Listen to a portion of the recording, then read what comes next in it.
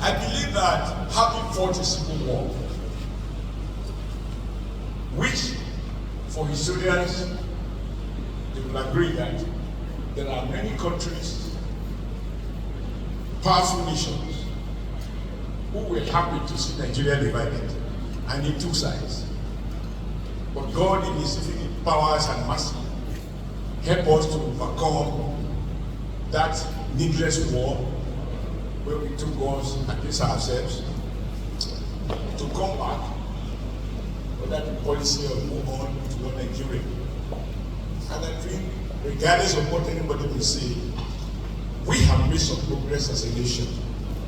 But maybe the progress would have been faster, we would have done more. But there can be no question that a couple of things have changed, and a couple of things will continue to change. When I left my village at the age of 16 to Kaduna, I traveled on Mount Israel. The younger ones who know that there is truck that pull another truck. The first part carrying the animals, and the second part carrying people. They put 2-3 benches, and then you enjoy free air. You carry your blanket, you can go with cold weather. And then we go through Jeba, Jeba, all the way to Kaduna. It will take you 2 days or 3 days. And today, people drive from here to Abuja, and even drivers don't be following there. The roads are not good, it will be better, but our population is also low. We will be lazy in everything, but we are not lazy at human production, which is why our population is growing, I believe, to be between 2 and 3%. And so when your population is growing much faster, consistently, more than your economic growth rate, obviously, poverty will be an issue. And how to discourage the poor not to enjoy the great achievement they know is a battle that around the world people have been fighting. I am not sure it has been won.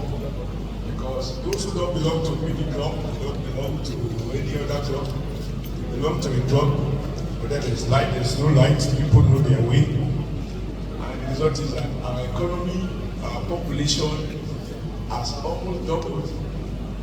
From all the statistics we find, we're heading towards one of the world's most populated nations over the next couple of years.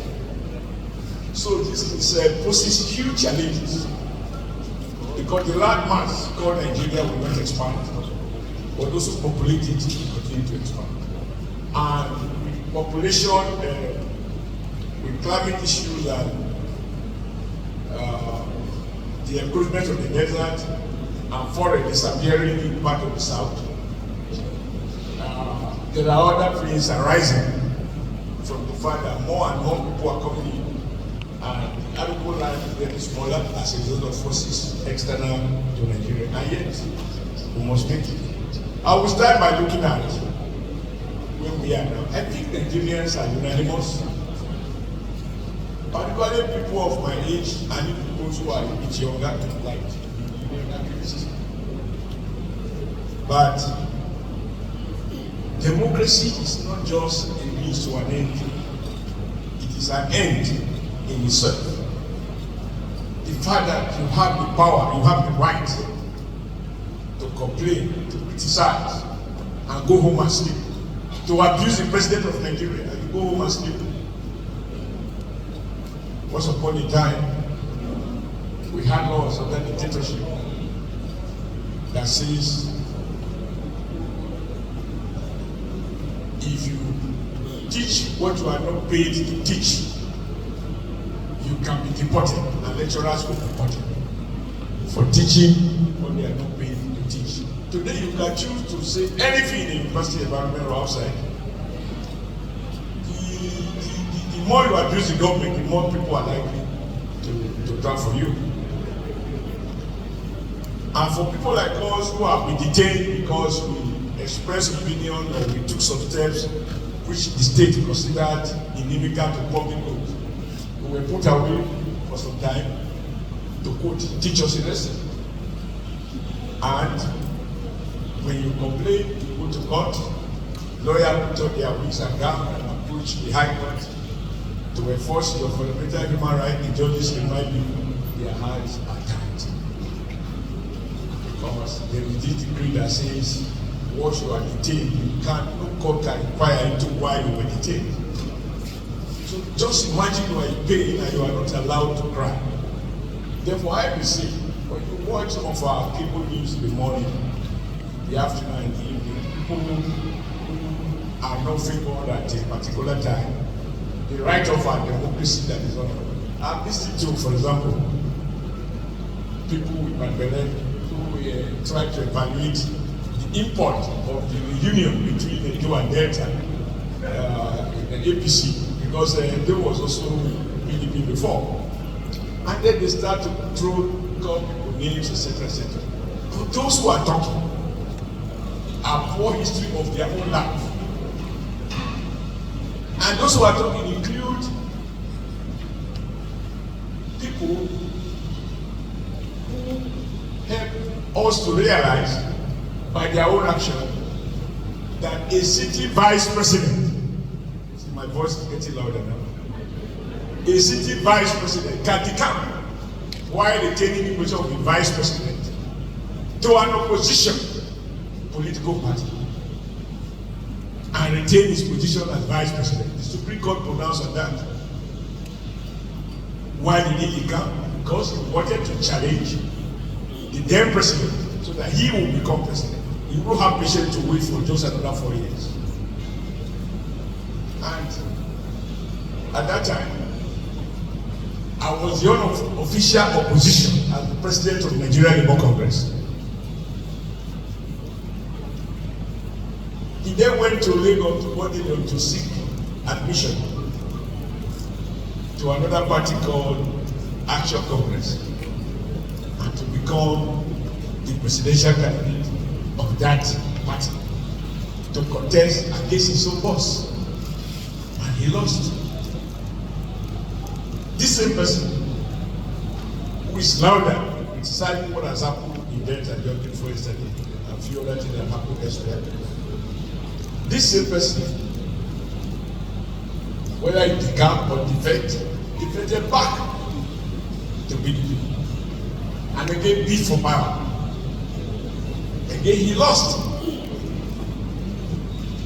Then he returned.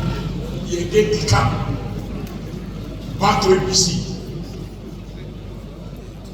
The kind of money they spend flying delegates from all over the country to Lagos.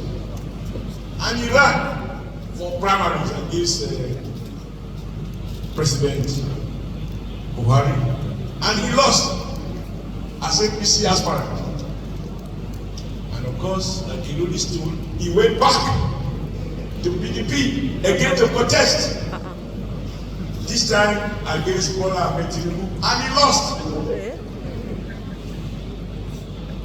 You know when I was growing up, there's this thing woman called a rolling stone that gathers rumors. So people who set this example at the highest level, the younger ones who don't know this history, we see them denouncing a man who has never, ever, before 2 days ago, he came from his own political party. He has been consistent. Just one movement, every other thing is forgotten. I want to start from there. Because when you watch the news, you can see some people who's crying because they can't conceal their own biases.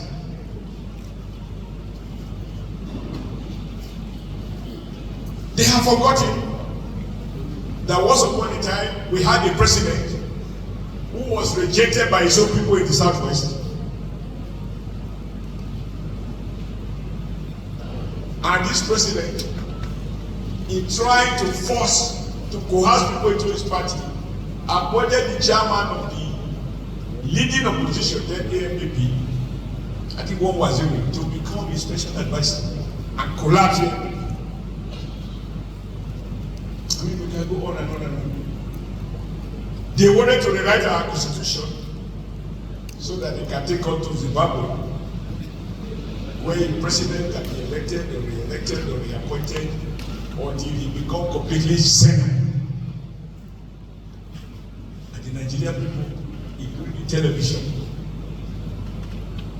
helped to terminate that ambition. Even they are now special advisors on democracy. But what they are not in, the system of the brother.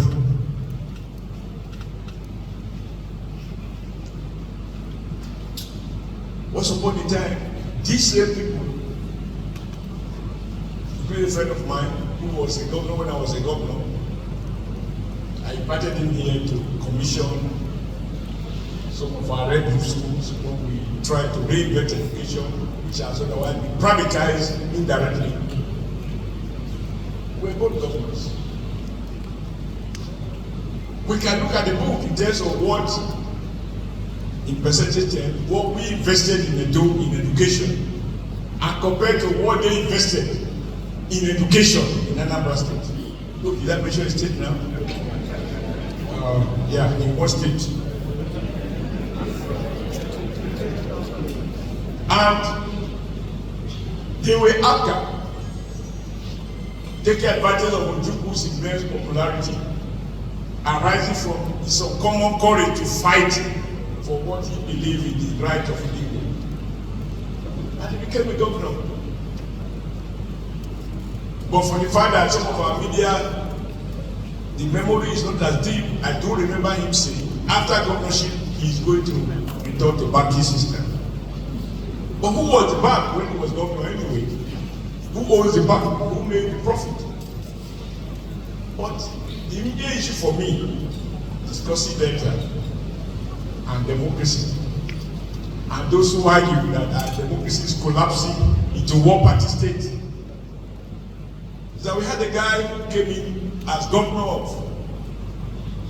on APGA platform. Once he was done with the cock, he went straight to PDP. He ran as vice president. He lost. Not in APGA, now in PDP. He defected, that was normal. He ran with the other regular defector. Both of them lost. 2011. By 2019, he divorced, went and took over our property that God used me to register, the Labour Party, and became the presidential candidate. From APGA to PDP to Labour. All of these are okay. But when a man who has never decamped in history, whether the current governor of Delta or his immediate predecessor, who have remained consistent, when they then decided that look, this umbrella is now leaking, rains are coming, Delta people should not be exposed to weather. Let us move them to APC and together use the broom to sweep away all of those imperfections in the system so that Delta can benefit from federal presence more and more. Then suddenly that becomes a crime. So why I'm taking you through this is that when you follow the sponsor social media, they don't play up the history of those who are talking. But I have met with all of these people, whether as a worker, as a labor leader, as a governor, as a party chairman, and now as a senator. I think we must insist as a people that there are no quick fix solutions to democratic challenges. Like it has been acknowledged, it's not the easiest form, but it is just that it is the best. People like our chairman, a couple of people who were university students during the military days, you know how many times students were shot for protesting over basic issues. Today we have problems. If there are no problems, we will seek solutions. But I believe that our current president, President Bola Ahmed Tinubu, cannot be accused of using the instrument of state to coerce anybody. If anything, I have seen him, unlike his predecessor, the first president, 1999-2007. I see President Tinubu going to a PDP state or a Labour Party-led state government and acknowledging that he is working. Not that the person is an APC. I have not seen him using the FCC to arrest House of Assembly members for refusing to impeach anybody he doesn't want. Now, why I have to spend some time on this is that younger people who, or even not so young, you have so many things on your head that even an Abraham who has come to remove your furniture at night can come in the afternoon to say, oh, sorry, you are sitting on the floor. This country, with all you have done, you are on the floor. Who removed your furniture? Say, my brother. But then you are so confused that for a moment, he appeared to you to be a genuine sympathizer. That is why it's good that we just speak to some of this. And I'm just going to stop it there. But there's something that I think the media, because we are celebrating the 28th anniversary of independent television, ITV. When I was national chairman here in Benin, a man called Ilobe, I believe, from Edo Central. You know, Ilobe in our language, in our dialect, in English means I don't do bad. Ilobe. He was not a commissioner. He was not a speaker. He was not a member of House of Assembly. But he was a strong PDP supporter. And he came to join others to decamp to APC. And as chairman, we welcomed him and I said, now that you have joined us in APC, leaving people, deceiving people, you will live up to your father's name, which is Ilobe. You will stop doing bad. And then the media guys who are committed to PDP mischievously twisted that statement to say, Oshiomole says, once you join APC, all your sins are forgiven. I have issued statement to deny it. They do not have the proof. I've asked them to produce the video clip where I said so. And I have explained to those who choose not to listen that Ilobe was not anybody who did anything wrong. But his name is that he would do wrong. But he was in a party that is associated with wrongdoing. A party that at a point decided to change his name. For those of us who may have forgotten, PDP wanted to change their name by 2016 after they have lost out of power. But even this week, yesterday or the day before, I saw them asking my dear friend Dr. Okowa, who by any standard is more knowledgeable, more informed, more educated than those interrogating him, who also talk as if they themselves don't have a part. Even those who cannot obey traffic laws, that they will shout that they will call the governor to deal with a poor road safety officer in Lagos. Even they were saying, did Oshiomole promise you that if you join APC, you will not be persecuted? Is that why you join? Can you see how mischievous? Even people who parrot that they have PhD, how they can wallow in lies and lies and lies. And when they keep recycling it, those watching whether home or abroad, because every news now is global. They then force people to adopt a false narrative. So maybe on the occasion of celebrating the ITV project, they help me. Because you are from Edo, you understand the meaning of ill or pain. I will not do bad. And then the guy left PDP to come and join APC. And I say, now that you have joined APC, you will live up to your father's name. How does that, and how can that translate to if you join APC, all your sins are forgiven? Please help me to remind those mischief makers who keep trying to twist this fact.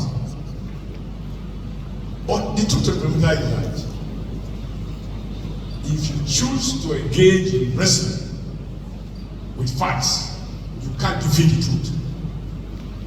And I used to say, and I still do believe, that the truth does not even need a supporters club. It remains what it is. So I can welcome the Speaker of Edo State House of Assembly. His name is Blessed. He has been blessed with that committee. And no, because you are Speaker, you can't say, why did you come late? Because you have to go and join the morning session before you come. And also I'll come with you. But I think the key issue that people would like us to talk about is the state of the economy. So my conclusion on the question of democracy is that all like previous PDP presidents fought through the court, that INEC has improved significantly compared to what it was in 2007. Because in 2007, when I was a candidate, so young men were killed at Oba Primary School.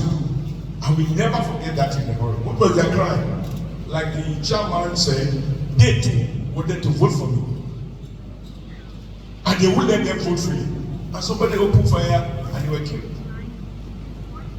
I think I erected the stone in their memory. I hope that the new flyover the governor is doing, that they will still preserve that stone. Because those people died so that we may have democracy.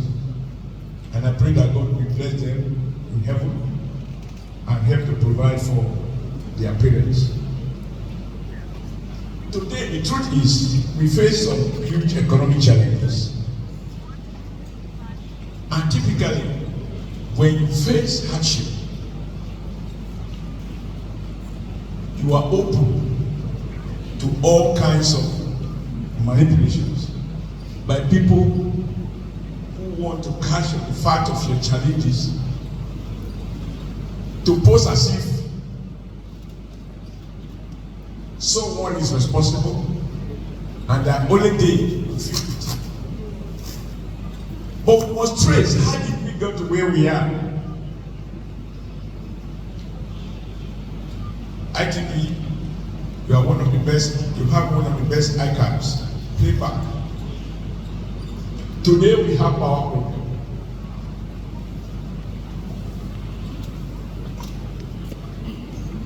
But who plugged Nigeria into this darkness?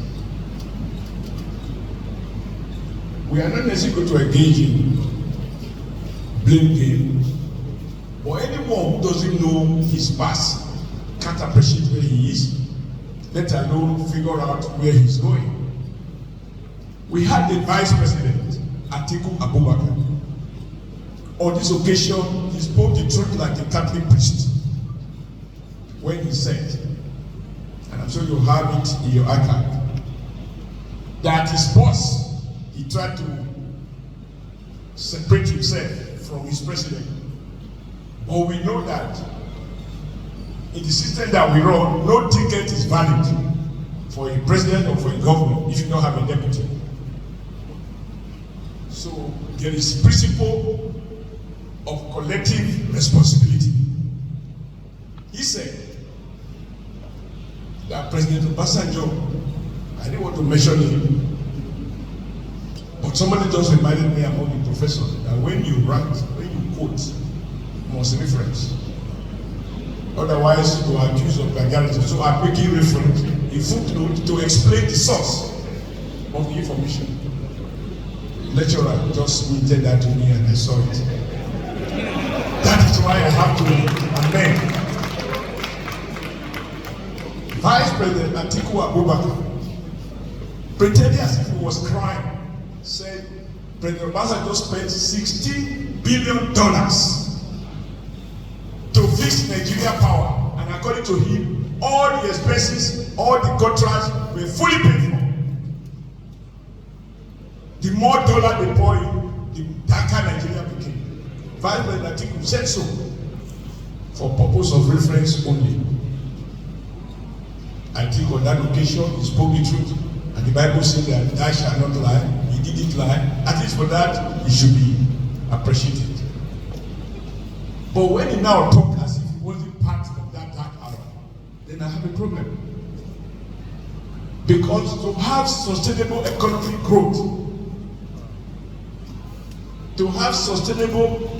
growth, and development, to create jobs, it cannot be generated driven. And I was happy to hear the chairman reminding us that hard as his governor has tried, huge numbers of people employed by the state government and its agencies, they cannot account for more than 2%. Maybe you can run a civil service without power. And ITV, only you and you alone know how much in terms of what to spend on power generation. The total expenditure on power is probably more than the total wage bill of the employees. If you look at, you draw the graph as the academics will do, and you look at the total cost of production, how much goes to power, how much goes to employees, how much goes to subscribers, etc., or licenses, etc. Probably find that power is taking much more than human beings are taking, because your alternative between power and generator, and diesel is not cheap, generator is not cheap, to maintain the generator is also a problem. So they spent 60 billion. So Nigeria had that money that time.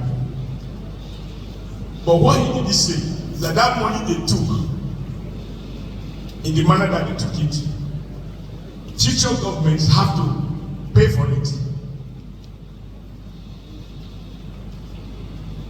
The second that we must say, and I said this on the floor of the National Assembly, is that, and you are all victims in this case, all of us. But I am on record, myself and Uduaga, Governor Uduaga then, that the way the PDP government decided to allocate discos to their friends and brothers was not only in clear preaching of the law establishing privatization, it was also designed to compromise the future of the Nigerian economy. Then I was governor of Edo State. We had a meeting with Governor of Delta, Uduaga, and then the Governor of Ondo, then Iroko. Forgot his name now. Mimiko. But the last meeting, Mimiko chicken out. But Uduaga and I addressed the press conference at my residence in Abuja, denouncing on record that it was wrong for PDP government, in the name of privatization, to hand over Edo Disco, Edo, Delta, Ondo, and Ekiti. Hand them over to a pharmacy who know nothing about electricity, and his wife who managed a vein bank, who became the MD. And that this will ruin the economy of our sub-region. We had the God to say that as sitting governors, but we didn't have the power to revise the decision of PDP federal government. And to Uduaga's credit, he was a governor of that PDP.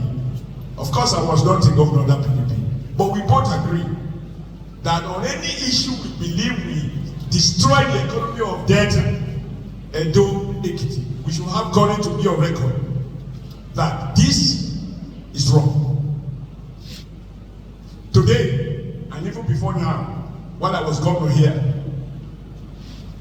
in going out communities, after communities, they tell me that the estimated bill they are giving is more than the total income of a community.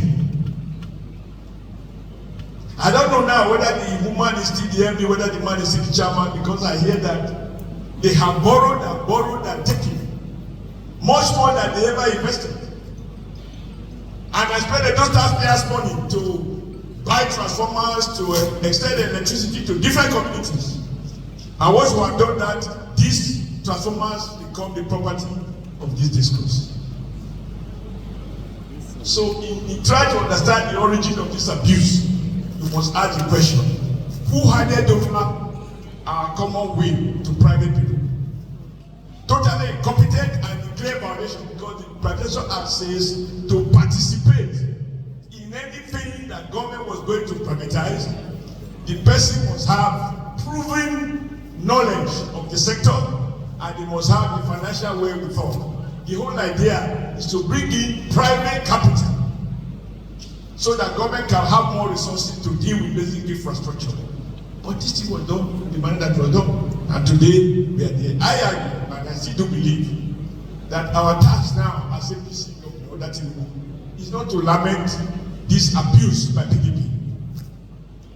I insist that it is now our responsibility to find the courage to revoke what was wrongly done and do it properly, so that we don't spend all our time lamenting. May God not turn me to a lamenter. No, we must find solution. But to find the solution, we must understand the origin of the problem in the first instance. To be honest, the bill I get is above my salary as a senator.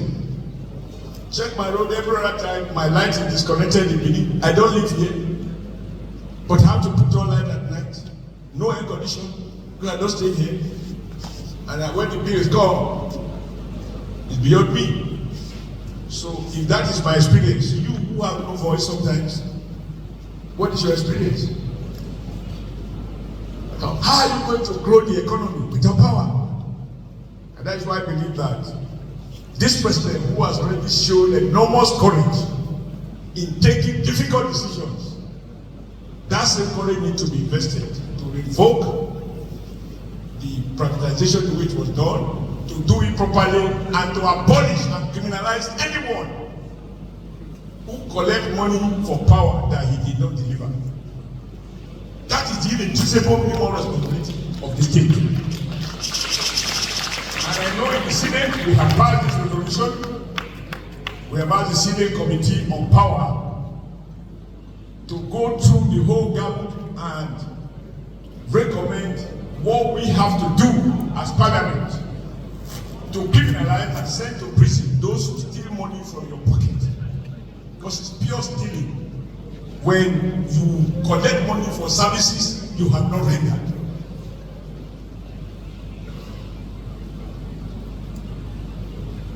One of the most difficult decisions I believe President Bola Ahmed Tinubu has taken through the CBN. Initially, I was critical about it, but then I found that in every policy, there are plus and minus.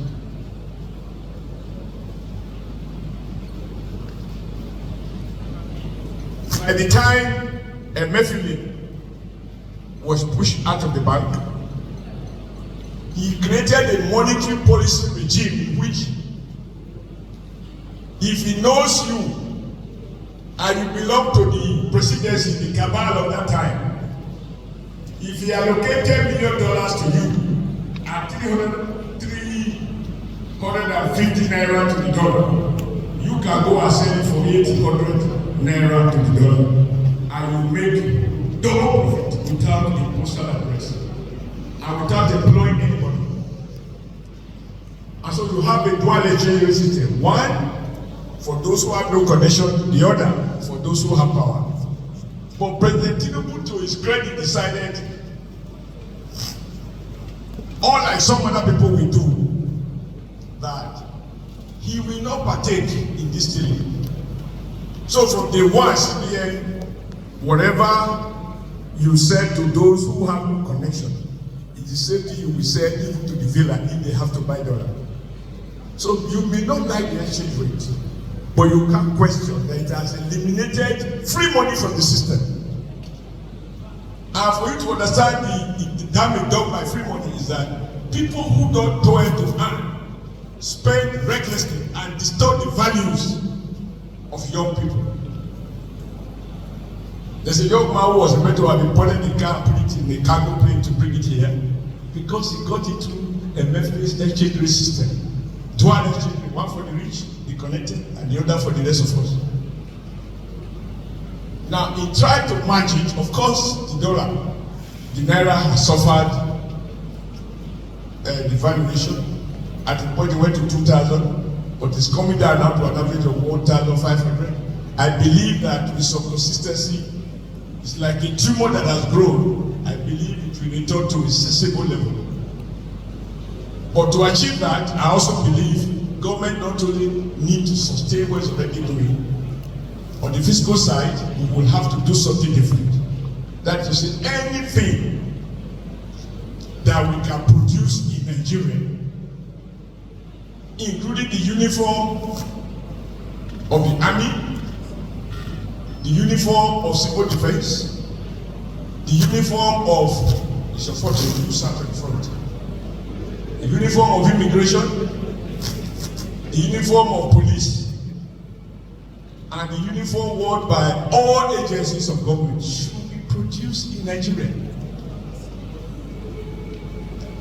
Our consumption must not be more sophisticated than our capacity to produce. Because talking about myself, if Sir Ahmadu Bello did not set up textile factories and insisted that we should not export raw cotton to Manchester in the 1950s and up to early 1960s and import finished product, he said, this raw material cotton should be processed in Nigeria. So British people, if you want to clothe Nigerian people, come and locate in Nigeria. That's how all those companies located. And you saw a healthy competition between Sir Ahmadu Bello of the northern region. We saw Asaba Textiles, right? As a export from Midwest.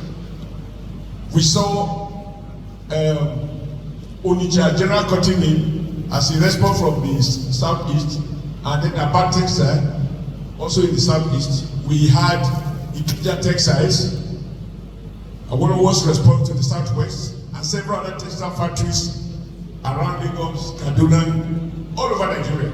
That is how I got the job. And we have almost 1 million people working when Nigerian population was less than half of what it is now. So if you can imagine that we bring back that policy and prohibit, if government will need to provide the guarantee, provide those guarantees for us to wear what we produce and produce what we wear. In the textile industry account for 60 or 50% of our clothing, you will generate good more than 10 to 20 million jobs in Nigeria. And you therefore stop importation. All of us here now, myself inclusive, for no fault of ours, you can't find Nigerian textiles. So anything we wear is money taken out.